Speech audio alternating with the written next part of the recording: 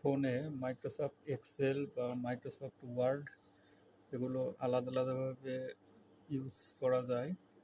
আলাদা আলাদা সফটওয়্যার বা অ্যাপস রয়েছে এক্সেলের বা ওয়ার্ডের। আবার Microsoft Excel, Word, PowerPoint এই তিনটাই পাওয়া যাবে একটা অ্যাপসে, সেটা হচ্ছে Microsoft Office.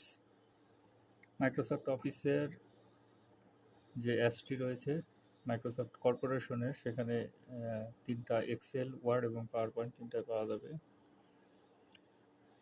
Microsoft office download করার জন্য প্লে স্টোরে যেতে হবে। প্লে স্টোরে গেলাম, এবার সার্চ বাটনে লিখতে হবে Microsoft MS office. MS office প্রথমে আসছে মাইক্রোসফট অফিস এবং নিচে লেখা রয়েছে মাইক্রোসফট কর্পোরেশন, 500 মিলিয়ন ডাউনলোড।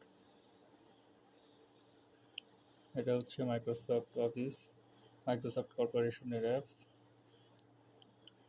এটা ইনস্টল।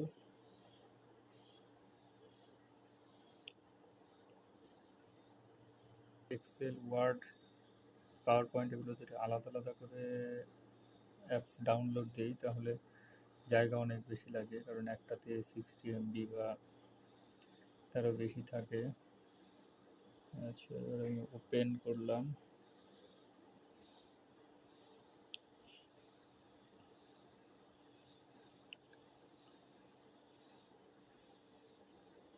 Get started.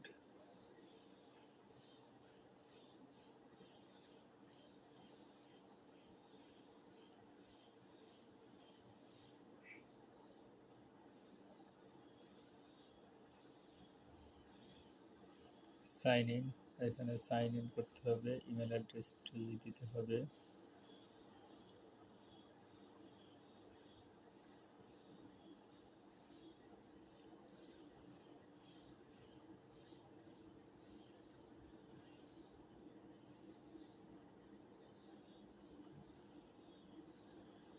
এখানে পাসওয়ার্ডটি দিতে হবে।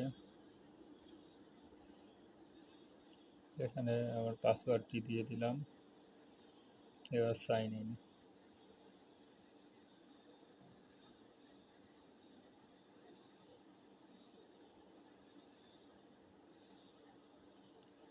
skip for now, try later, got it। প্লাসে ক্লিক করলাম, Word, Excel, PowerPoint, PDF.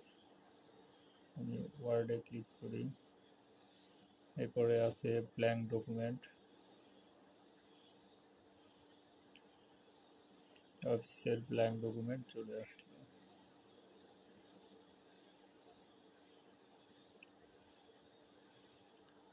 আমি ব্যাকে যাই। এরপরে যদি এক্সেল শিট নিতে চাই, প্লাস ক্লিক, লেখা রয়েছে এক্সেল 2 নম্বরে, ক্রিয়েট এক্সেল। এই এক্সেলের উপরে ক্লিক করলাম, ব্ল্যাঙ্ক ওয়ার্কবুক।